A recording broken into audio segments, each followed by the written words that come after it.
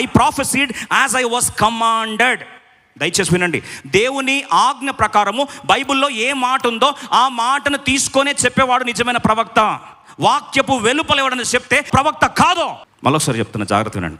ఆదియందు వాక్యం ఉండను, వాక్యం దేవుని వాక్యమే.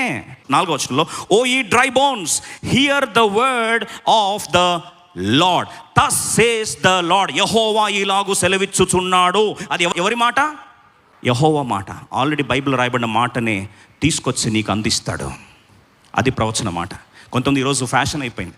1 యోహాను 4:1 రాస్తుంది, అబద్ధ బోధకులను నమ్మొద్దన్నాడు. Don't believe false prophets. ఎందుకంటే చాలామంది ప్రవక్తలు, అబద్ధ బోధకులు ఈ లోకంలోకి ఏం చేశారు? ప్రవేశించారు. నాకు దేవుడు చూపిస్తున్నాడు, నాకు ఇది చూపిస్తున్నాడు. వాక్యములో కానిది ఏదైనా చూపిస్తే, వచనమునకు ఆధారము లేకుండా ఏదైనా చూపిస్తే అది ప్రవచనము కానే కాదు. నాకు అక్కడ ఫ్యాన్ తిరుగుతుంది, నాకు ఒక తాత తిరుగుతున్నాడు ఇక్కడ, ఇంకా దయచేసి అవన్నీ వాక్యంలో లేనిది చెప్తే అది దేవుని మాట. ఎటు చెప్పండి? కాదు. He prophesied as he was commanded. Hear the word of the Lord. దేవుని మాట, దేవుని మాట, దేవుని మాట.